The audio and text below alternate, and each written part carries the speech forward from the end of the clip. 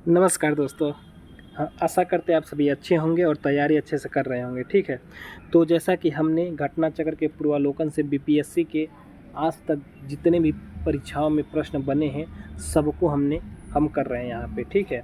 तो हम शुरुआत किए हैं संविधान के प्रश्नों से। जैसा कि आपको हमने बताया था कि अभी तक 1992 से 2022 तक संविधान से टोटल 201 प्रश्न बना है, जिसमें 20 प्रश्न हम पिछली कक्षा में करा चुके हैं और उसके आगे से हम अब चालू करने जा रहे हैं, ठीक है। तो चलिए 21वां प्रश्न से देखते हैं। 21वां प्रश्न जो आपका है वो 2008 के प्री एग्ज़ाम में पूछा गया है, ठीक।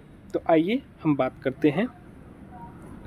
एक गैर सदस्य के रूप में संसद के किसी एक सदन की कार्यवाही में भाग ले सकता है, वो कौन है, ठीक। तो ऑप्शन हमारा यहाँ पे सी हो जाएगा, महान्यवादी, ठीक है।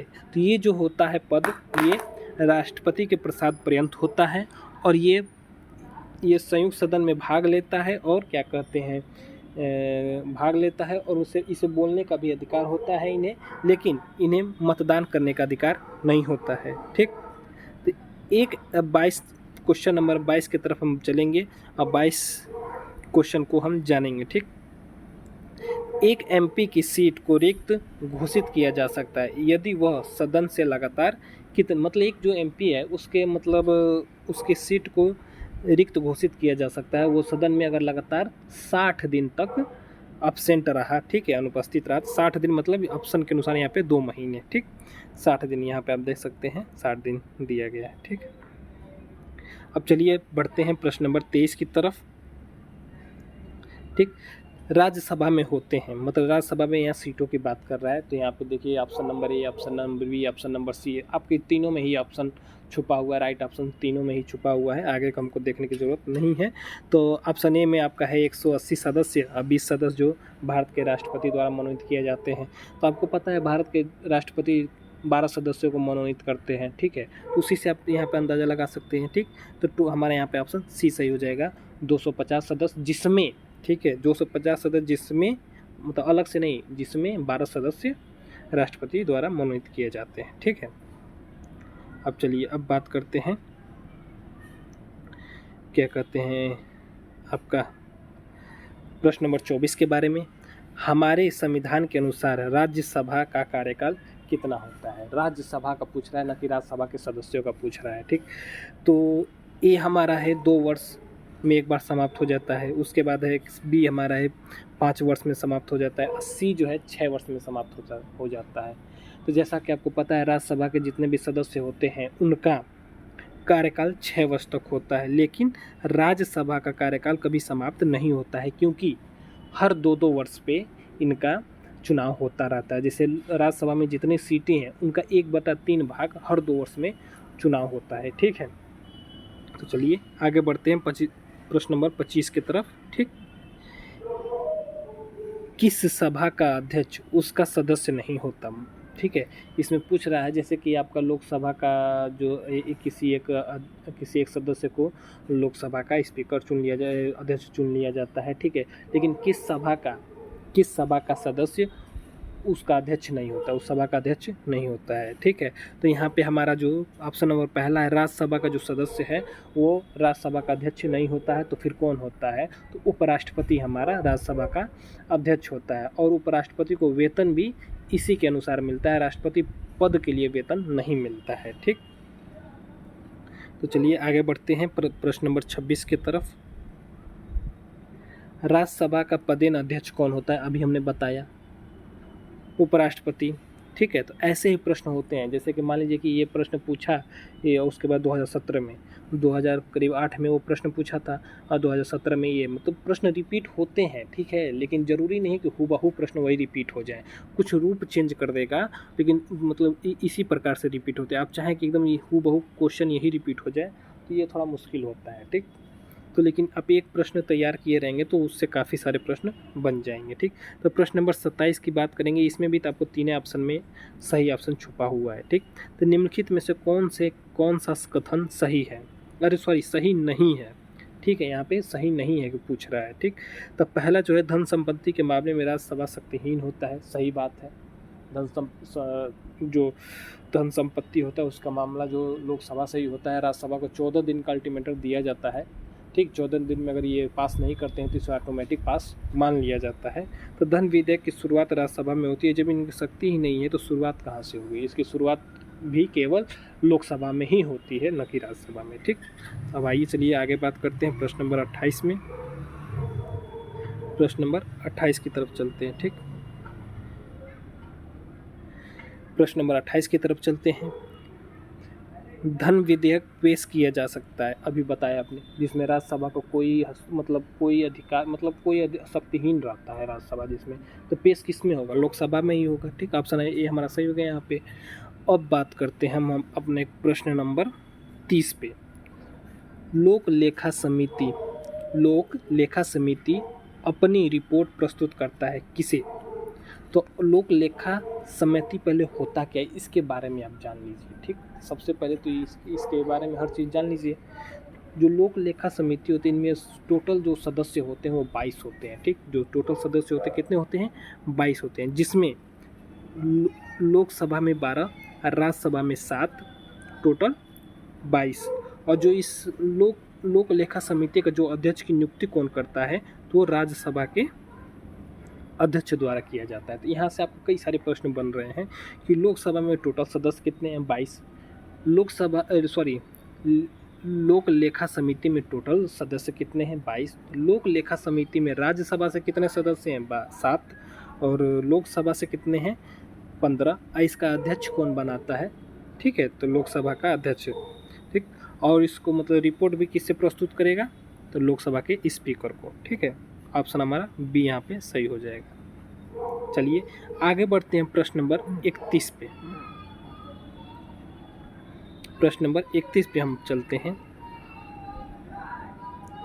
निम्नलिखित कथनों में से कौन सा एक सही नहीं है? सही नहीं है, सही की बात नहीं कर, सही नहीं है। सर्वोच्च न्यायालय का गठन 1950 में हुआ था, ये बात एकदम सही है, तो ये हमारा ऑप्शन नहीं होगा। सर्वोच्च न्यायालय देश की उच्चतम अदालत है जिसमें अपील किया जाता है, सही बात है, ये भी सही बात है। सर्वोच्च न्यायालय कोर्ट मार्शल को छोड़कर अन्य किसी भी उच्च न्यायालय अदालत की सुनवाई कर सकता है, ठीक है। ये जो बात है यही आपका गलत है। पहले ये सिस्टम था आपका, ठीक। इसको बोल रहा है छोड़कर।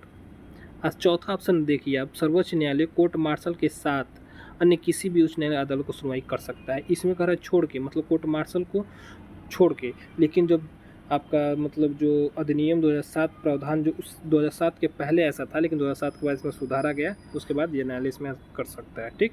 तो ऑप्शन हमारा सी जो है वो गलत है। लेकिन 2007 के पहले अगर ये प्रश्न रहता तो ये सही हो जाता है, लेकिन 2007 के बाद का ये, ठीक। ये चीज़ें गलत है। तो ये एक तरह से सोच सकते हैं कि ये करंट अफेयर का प्रश्न बन सकता है इस प्रकार का, ठीक। राज्य सरकार का कार्यकारी अध्यक्ष संवैधानिक प्रमुख कौन होता है, ठीक। जो राज्य सरकार का संवैधानिक प्रमुख कौन होता है आपको सबको पता होगा, राज्यपाल होता है। ये देखिए ये प्रश्न हूबहू 2 बार 2001 और 2011 10 साल के अंतराल में ये 2 बार पूछा गया है, ठीक है। एक बार 2001 में पूछा गया इस प्रश्न को, उसके बाद 2011 में, ठीक। तो इसको आप अच्छे से याद कर लीजिएगा, ठीक। ऐसे जो प्रश्न होते हैं वो काफ़ी मतलब अच्छे होते हैं, वो बनते हैं, ठीक है। एक उच्च न्यायालय के न्यायाधीश अपना त्यागपत्र संबोधित किसे करता है, ठीक। तो एक उच्च न्यायालय का जो न्यायाधीश होता है वो अपना त्यागपत्र जो है वो राष्ट्रपति को देता है, और उसका कार्यकाल मतलब कितने समय तक होता है? तो 62 वर्ष तक 62 वर्ष की आयु तक उसका कार्यकाल होता है, ठीक।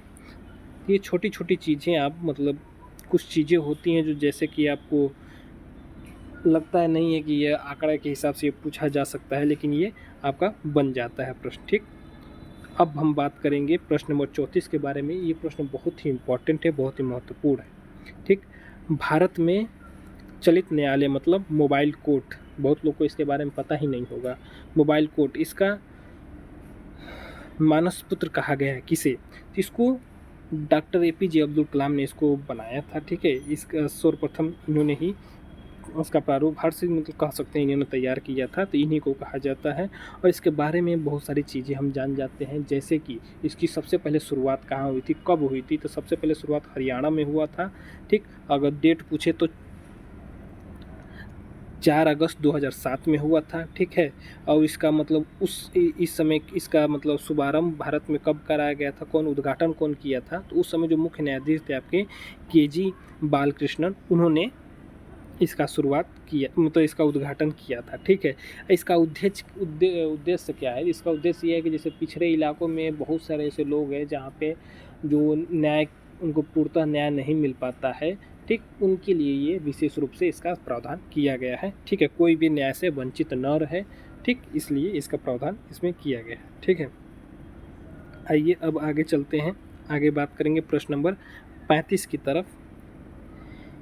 किस अनुच्छेद के अनुसार भारत के राष्ट्रपति द्वारा राष्ट्रीय आपातकाल की घोषणा की जाती है, ठीक। राष्ट्रपति आपातकाल की जब घोषणा होती है तो इसके क्या क्या मतलब क्या क्या नियम लागू होते हैं, वो चीज़ आपको पता होना चाहिए, ठीक। तो जो राष्ट्रीय आपातकाल है वो अनुच्छेद 352 में है, ठीक। इसमें इसके लगते ही आपको कुछ मौलिक अधिकार को छोड़ के बाकी सब मौलिक अधिकार आपको हटा दिए जाते हैं उस समय तक, ठीक है। आपातकाल के समय हटा दिए जाते हैं, बाकी मतलब कुछ एक दो मौलिक अधिकार को छोड़ के, ठीक। तो ये सारी चीज़ें आपको तैयार होनी चाहिए, ये सारी चीज़ें आपको समझ में आ जानी चाहिए, ठीक है। जब मतलब कब आपातकाल कब लागू कब होता है, ठीक। तो जब आपातकाल की स्थिति विद्यमान हो, निकट हो, युद्ध, आक्रमण, मतलब ये सब सारी चीज़ें जब मतलब राष्ट्र की एक सुरक्षा के लिए इसको लागू किया जाता है, न कि किसी के शौक के लिए। जब राष्ट्र पे कुछ मतलब देश पे हमारे कुछ विघटन आ जाती है, जब देश पे हमारे जैसे युद्ध हो, एक बार मतलब जब युद्ध होता है तब ये सब चीज़ें लागू की जाती है, ठीक है। तब आशा करते हैं आपको अच्छे से समझ में आया होगा। और आज हमने 15 प्रश्न किए हैं, कल इससे ज़्यादा करेंगे। और इसी प्रकार से हम जो ये श्रृंखला है जो संविधान का, ये सारे प्रश्न हम जल्दी पूरा कर लेंगे, ठीक है। ज़्यादा प्रश्न नहीं है, 200 प्रश्न हैं, लेकिन ऐसा है कि इस 200 प्रश्न से अगर कैसे भी घुमा के प्रश्न पूछे, ठीक है, अगर छोटा बड़ा कैसे भी पूछे तो वो सारी चीज़ें आपको याद होनी चाहिए, ठीक। तो वो इसलिए हम थोड़ा थोड़ा करा रहे हैं, न कि जल्दीबाजी कराना रहे तो सारे प्रश्न कराने में कोई हिचक नहीं है, ठीक। जी धन्यवाद।